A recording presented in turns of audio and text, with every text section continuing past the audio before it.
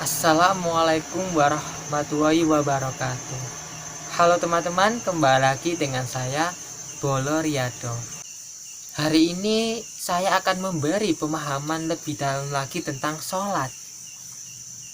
Tapi sebelum itu jangan lupa untuk sahabat semua bantu subscribe, menekan tombol subscribe lah, biar saya tambah semangat lagi.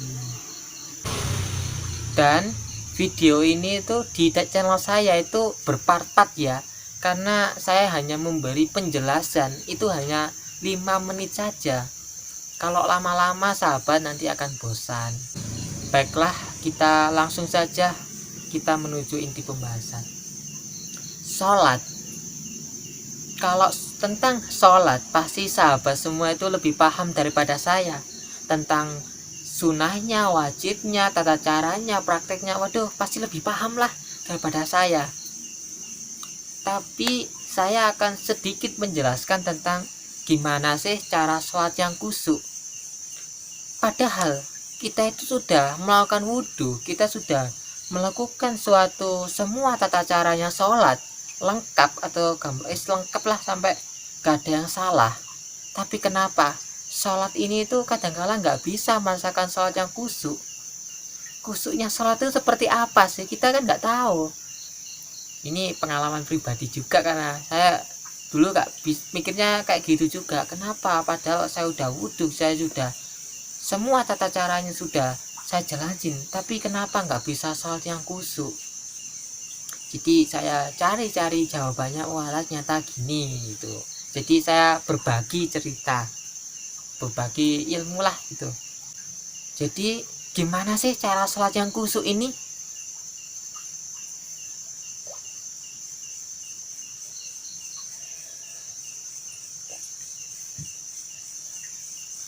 Seperti hanya yang saya lakukan tadi. Saya ingin minum, pasti dong saya tuh memilih gelas yang bersih. Masa sih saya tuh milih gelas yang kotor? Kan nggak enak, kan rasanya nggak enak. Sama hanya seperti sholat. Maka dari itulah kenapa kita itu diwajibkan untuk berwudu. Nah, untuk membersihkan gelas, membersihkan wadah ini, biar wadah ini tetap bersih. Wadah apa sih? Yaitu hati. Jadi kenapa sih kita itu kok disuruh berwudu? Karena agar badan kita dan hati kita itu biar suci gitu. Kalau suci, nanti baru kita itu bisa merasakan sholat yang khusyuk. Jadi gampangnya kayak gini, kayak gelas tadi. Kalau kita bersihkan secara luarnya saja, tapi dalamnya ini masih kotor, kan nggak ada bedanya. Terus kalau kita hanya membersihkan luarnya saja tanpa dalamnya ini kita bersihkan, ya kita tetap gak akan bisa merasakan enaknya kita minum atau air yang kita minum. Maka dari itulah kita itu harus membersihkan secara luar dan dalamnya. Jadi gampangannya itu manusia itu mempunyai suatu badan kasar dan juga badan halus, memiliki dua unsur gitu aja, badan kasar dan juga badan halus, badan jasmani dan badan rohani. Tuh, kalau badan kasar kita itu bersih, tapi badan halus kita atau hati kita itu kotor, ya sama halnya, percuma cara kasih kita hanya bersih cara luarnya saja, tapi dalam kita itu masih kotor. Kalau hati ini masih tetap kotor, ya nggak akan bisa kita itu merasakan sholat yang khusyuk. Maka dari itulah kita itu harus menjalankan atau membersihkan badan ini, membersihkan badan halus dan badan kasar. Cara gampangnya itu membersihkan gelas bagian luar dan bagian dalam. Bagaimana caranya? Ya karena panjang, jadi next video saya akan jelasin, karena itu berhubungan dengan hati, dengan rohani. Waduh, itu lengkap, itu paket lengkap loh kok. Kalau gampangannya itu kayak gelas sudah bersih bagian luar dan bagian dalamnya, barulah kita itu bisa menuangkan air ini. Kalau sudah tertuang air ini, baru kita bisa nikmati. Maka kita akan merasakan air yang segar, air yang nikmat, gak merasakan air yang jijik, air yang nggak enak rasanya. Sama halnya seperti sholat. Kalau kita hanya membersihkan badan luar kita, tapi badan kita itu, badan dalam kita atau rohani kita masih kotor, maka kita nggak akan bisa melakukan sholat yang khusyuk. Kita hanya mendapatkan sekedar pahala kita saja, pahala tentang sholat, tapi kita nggak akan bisa merasakan sholat yang khusyuk. Semakin lama dengan melakukan hal tersebut, pasti lama kelamaan sahabat itu pasti akan merasakan rasa males, karena sahabat nggak tahu nikmatnya untuk melakukan sholat itu nggak tahu. Maka dari itulah kenapa kok sahabat semua itu males sholat.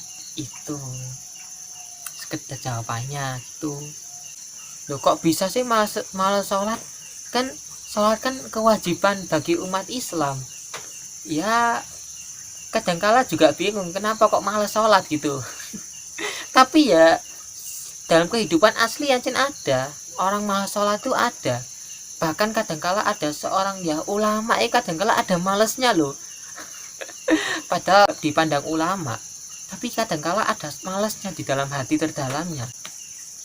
Maka dari itulah sahabat, kita itu harus melakukan suatu pertaubatan, yang dimana cara untuk membersihkan badan halus kita adalah melakukan suatu pertobatan, yang dimana cara bertobat itu ya kita harus mengakui kesalahan kita dan kita menjalankan atau mendekatkan diri kepada Allah Ta'ala dengan melakukan suatu pembersihan badan kita atau badan halus dan badan kasar kita, dan kita praktekkan untuk kehidupan sehari-hari. Apa sih itu ya, karena sedikit panjang jadi next video saya akan bahas lagi. Jadi penyebab kenapa kita nggak bisa melakukan sholat yang khusyuk itu karena satu. Apa itu? Yaitu karena kotornya hati kita. Hati kita itu masih kotor, sehingga kita itu nggak bisa merasakan nikmatnya sholat ini. Itu kalau sahabat sudah bisa gampangnya merasakan nikmatnya sholat atau kekhusyukan sholat, pasti pun sebesar apapun masalah sahabat, seabot-abote hatinya sahabat, mangkel-mangkele, kalau sahabat buat sholat nanti bakal hilang. Kok bisa? Nanti kalau sahabat sudah merasakan sholat khusyuk, bisa merasakan sendiri. Baiklah, itu saja. Aslinya sih masih panjang saya mau bercerita atau menjelaskan, tapi karena durasi sudah mau habis, jadi komplain tambahan. Jadi saya akhiri saja. Kalau ada kesalahan mohon maaf, karena saya juga masih belajar. Saya itu masih rendahan, masih cetek gitu. Saya juga masih belajar. Kalau ada kesalahan kata ya mohon maaf. Dan bagi sahabat yang masih bingung, monggo bisa komen, insya Allah pasti saya jawab. Dan jangan lupa untuk subscribe agar saya tetap semangat untuk bikin video lagi. Karena saya menjelaskan ini karena dari pengalaman saya sendiri.